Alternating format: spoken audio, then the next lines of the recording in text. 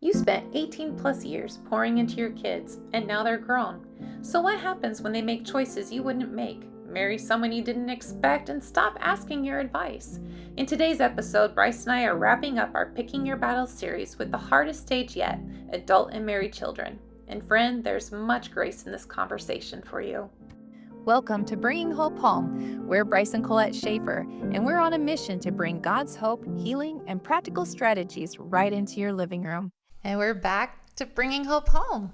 Thank you for joining us for another week. And we are actually on part Unbeknownst to us, we just kind of has fallen into this part 4 series. Yeah, you get us talking about parenting and... Yeah, picking your battles is really where we're at. Picking your battles. Picking your battles. And if you've been with us for the last 3 weeks, we've been talking about picking your battles with your spouse, picking your battles with your toddlers / elementary.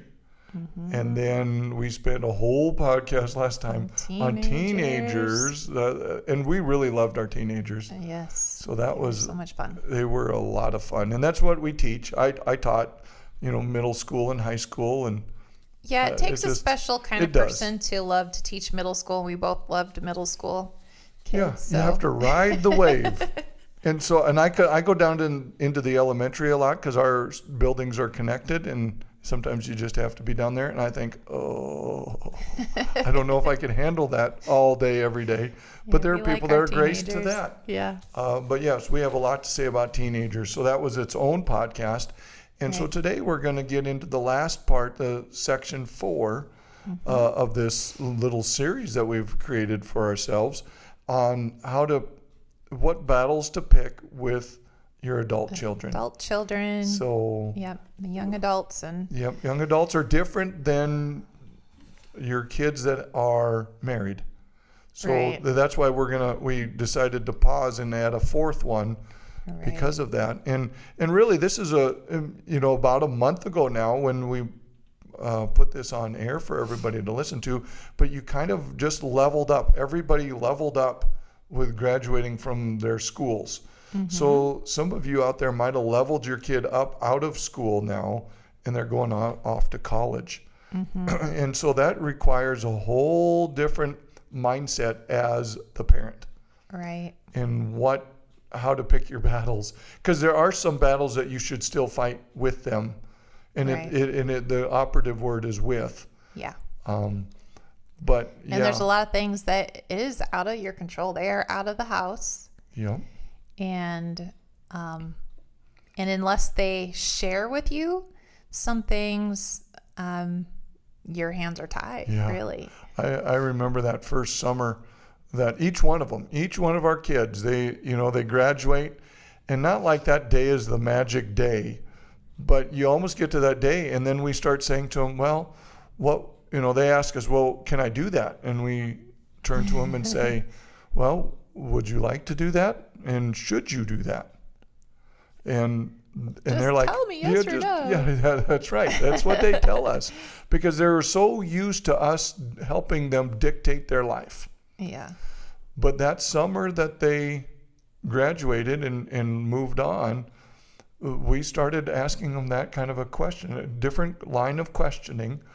And if you want mom and dad's advice, and it would be the third question, do you want our advice? Do you want to know what we would do? And we would tell them.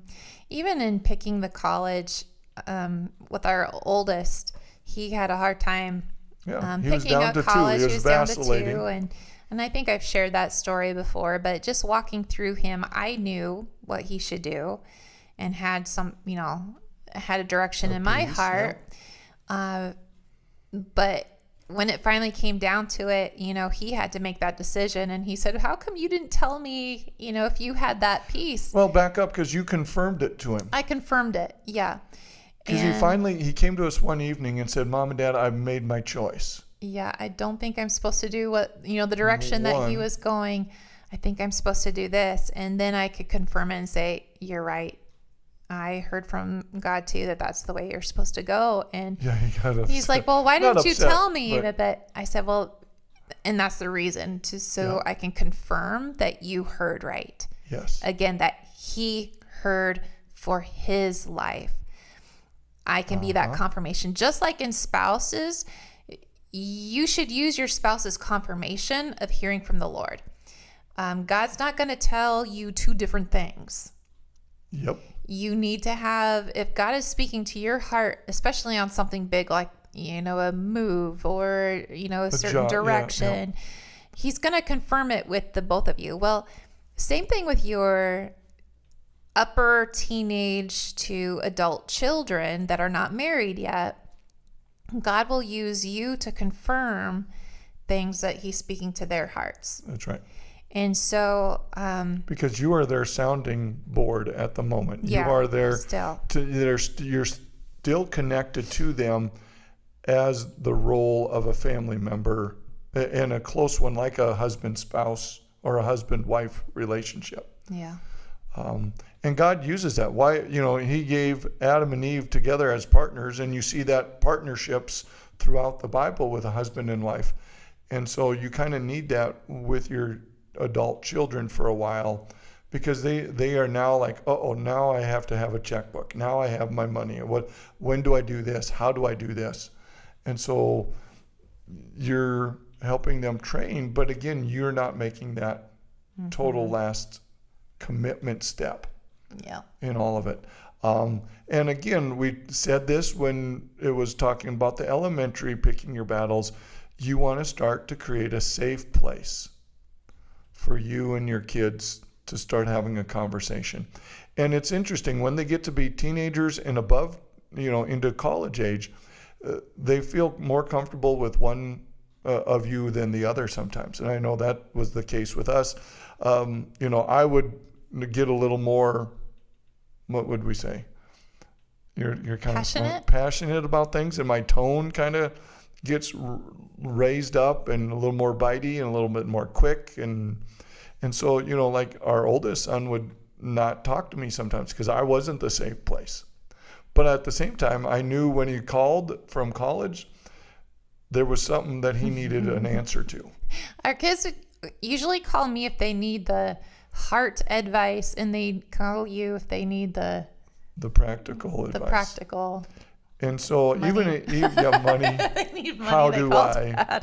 How do I do this? And the even taxes, all the tuition, all those type of things. Call what Dad. Should I do? But even in that, it was like, no, you're stupid, or why haven't you? You got to again create this safe place for them to want to come to talk to you. Yeah. And then help them walk through it and say, well, did you think of this? Did you think of that?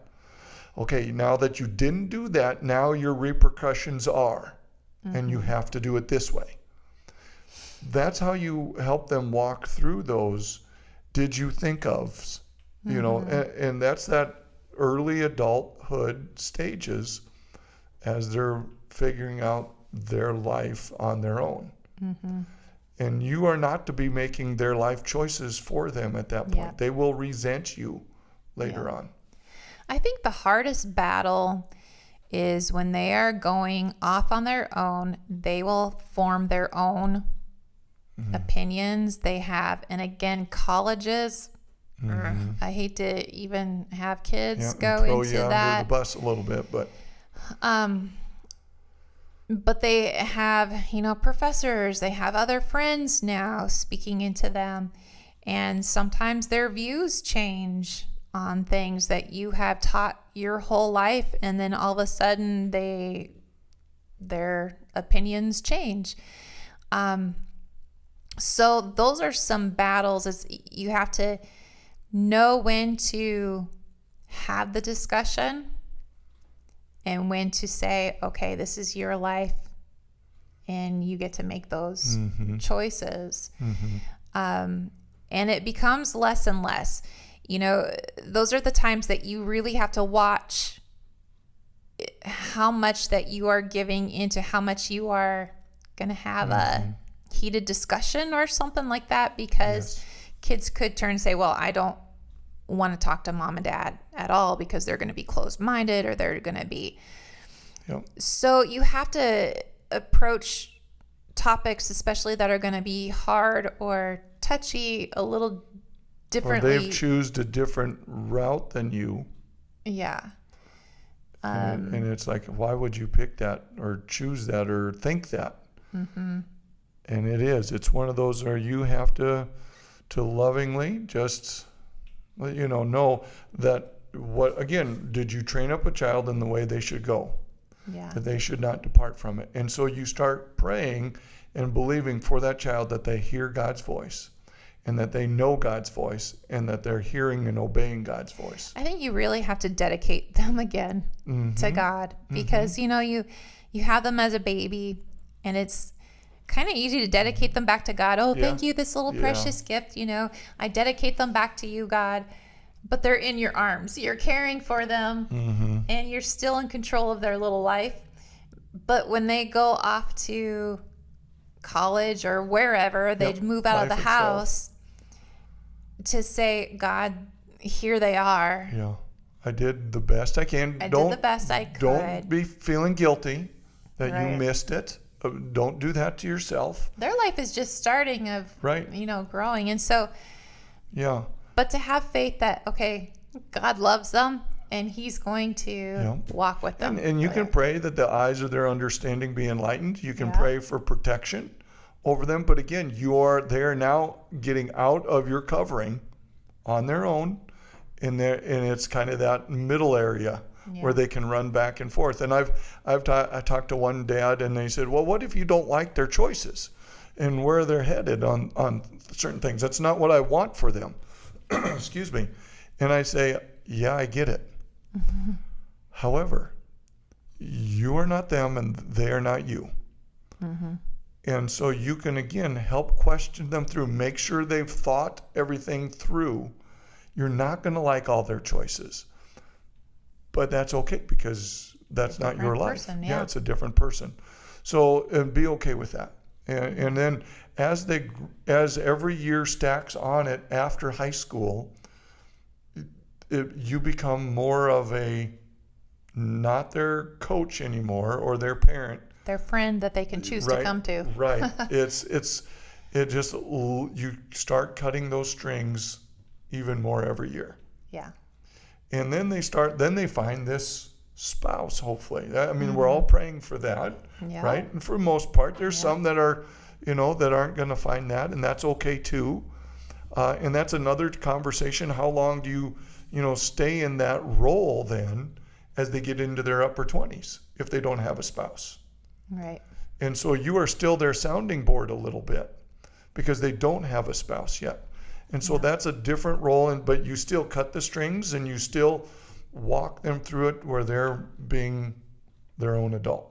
Mm-hmm. But if they get married in there, that's when you have to say, okay, are you both coming to me now? Not one. This situation happened with our oldest, that he was probably one out of all of our kids that would just come to me, really and he processed a lot by He's like talking. Me as a talker.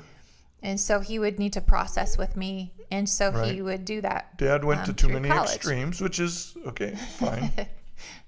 But when he had met his now wife, they had a disagreement or something. And so he had come to me, and I had to stop and say, okay, does, then your girlfriend know that you came to me?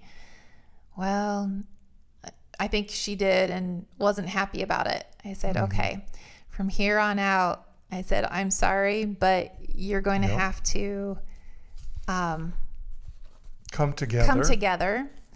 You need to talk together about these things and come together. If you have an issue, you can't come to me necessarily anymore by yourself. And that was the hardest conversation I have ever had. I came off of that call and cried because I cut the strings of all of them. Yep, and cut those strings, and because this was the one. This girl was the one. And our relationship hasn't been the same as it was when he was a teenager and relying to me and coming to me. We were so close. And not to say that we're not close, but that relationship needed to change, right? You're supposed to leave and cleave. And so Genesis 2:24. And so parents, you need to help them leave and cleave, even though it hurts your heart that you are not their person anymore. You know, you grow them up and you have this awesome relationship when they're teenagers, and then they go off and that's what you're training. That's what your job is the slow goodbye, pretty much. But to cut those strings and say, you are now a unit. This might be the hardest step in parenting. When I cried over my kids is when I left them at their college dorm room. Every single one of them is when we went away, I cried.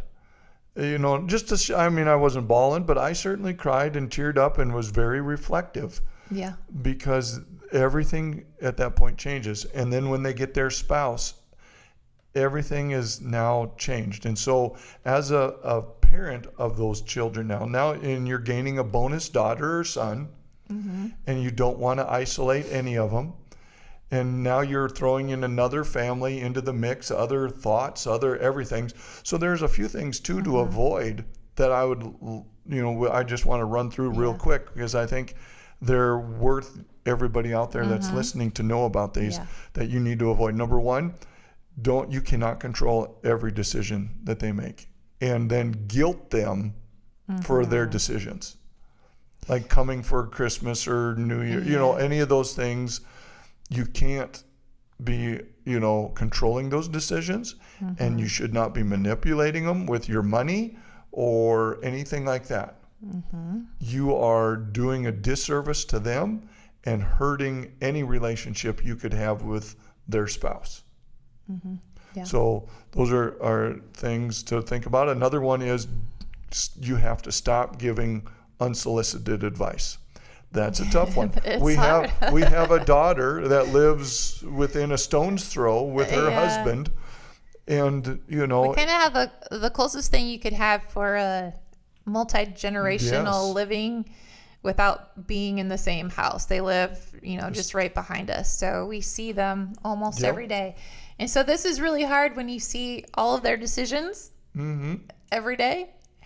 To keep your mouth shut. And I think we failed sometimes. Yes, we have. We're not perfect in this one. No. But we're still learning. But I do see when we have given unsolicited advice, it usually ends in some regret that I wish I wouldn't have done that, even though it was like so much bubbling up on the inside, and I'm seeing it, and it's paining me to not say something. So I say it, but then I say it, and then it's not good. So that unsolicited advice needs to stop. And and you just need, again, that safe place for both of them to come to you and ask questions. And you can ask questions to them. How have you been doing in this? How's it been going in this area? What's up in blank? So you can do that, but then you stop unless they open the door farther. And that's okay. Another thing, you can't criticize their spouse. There's too many of us, mommy and daddy, and it's our family, and you are intruding on our family. No, they are their own new family. Your family, I've kind of gotten razzed a little bit when our last son got married, and we had our wedding picture there, and I said over and over, this is the completion of my family. From this moment on, there are 3 new families. I am now the outsider, my wife and I. And I really still believe this. And I wish more parents would have that understanding that we are now the outsiders and they're creating their own new path. And our family is now complete. And so good luck. I'm here to help support in any way I can. I'm not disconnecting, right? But what I'm going to do is I'm taking on a whole new role, and I'm so happy with where God brought us. Well, I hear a lot of times parents, especially moms with daughters, they'll say, oh, she's my best friend when they're like a kid. And I kind of cringe at that because you're to be a parent first, and Yep. friendship comes later. And I will say now, and teenagers as well. If you're friends with your boy and you're trying to live through your boy and Yeah. he's your best friend and you want to kid around and pal around with him and because you've been playing ball with him and this and that and you are a parent first. yeah, parent first. You can still have fun with those Yep. things, but Yep. a parent first. But now I will say my daughter and I are friends. We are best friends. But the relationship has changed, now that we are adults and she has her family and everything. So that does come. And that's a huge blessing to have your children be your friends. Mm-hmm. It is. But Yep. But don't criticize their spouse because you're criticizing their choice. Mm-hmm. And if they're doing something wrong, again, it's gentle and it's are you creating a safe space? Because that's what you're about. And it's guiding. Again, guilt manipulation. I've seen that more than once in parents that have their kids often married and they guilt them to do something with them, for them, because of grandma, mima, whatever the case may be.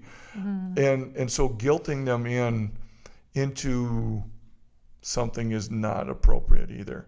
And then treating your kids like they're teenagers still.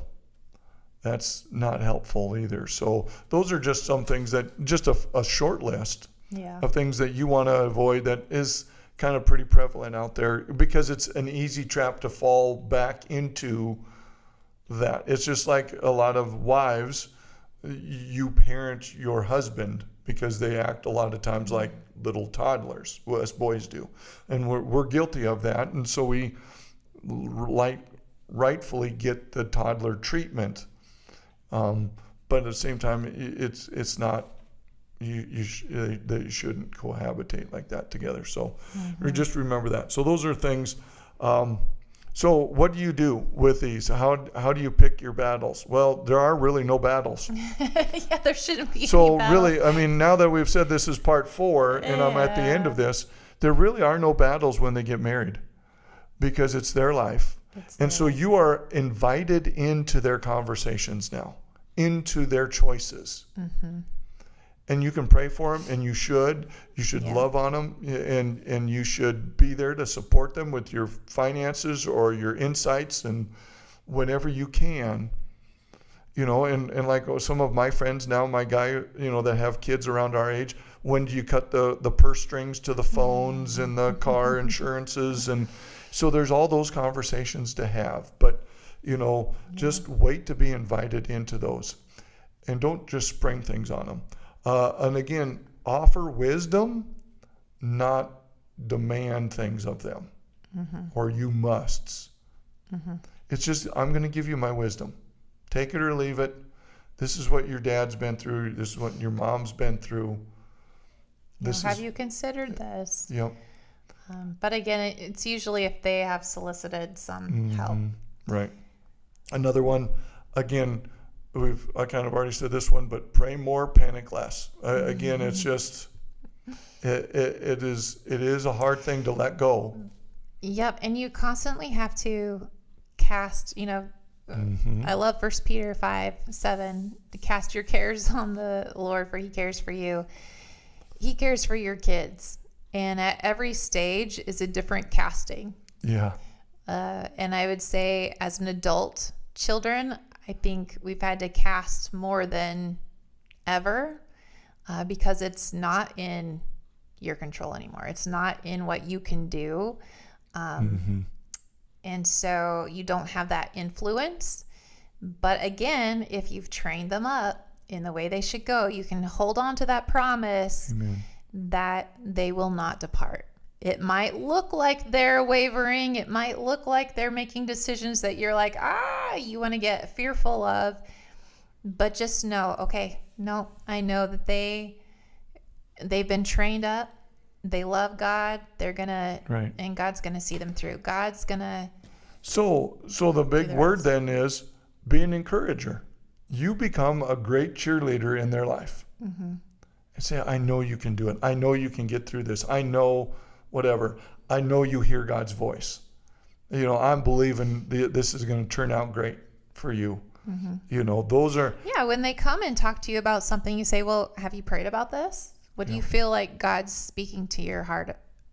That's great. And you can have those conversations with them. But it's an encouraging time. Even if they come to you and something was bad and they messed up and they got to work themselves out of it, that's great. Well, okay, but you still can make it. If you move this around and do this, I see you could blank. And so I'm encouraging, just go for it. Or however you have to just bite that bullet, it's going to be all right. Mom and dad, we survived, you're going to survive, kind of deal. So that's important. And it's just creating it at that stage of our lives for our kids is that place to still call home. I think you just want them to still love home, still love the family that they were raised in. Whether, again, we're not perfect, but when they look back and you look at them, you just smile and just love on them the way God would love on them. Listen to them, with just open arms. And that's what it's all about when it gets to that age, I think. And it belongs to God. All of this belongs to Him, right? I mean, there's, like you said, the dedication continues. Yeah, it really does. So all right. Well, again, this has been a good series of just choosing your battles, but just knowing how to parent in each stage. And I know we'll keep coming back to these because they're important to talk about, and there's different angles parts, of each one. Yep. And if you have a part that we haven't touched on that you say, "Well, would you really touch on this? I'm dealing with that." Please drop us a line. Let us know. hello@schaferministries.com. Write us an email so we can get it on a future podcast and help you out from there. That's right. All right. Well, thanks again for being with us. And until next time, bring hope home to your life today. Thank you for listening to Bringing Hope Home. Don't forget to subscribe. And if you want to strengthen your marriage, head to schaferministries.com to take our free marriage quiz and check out our Marriage Builders course. See you next time.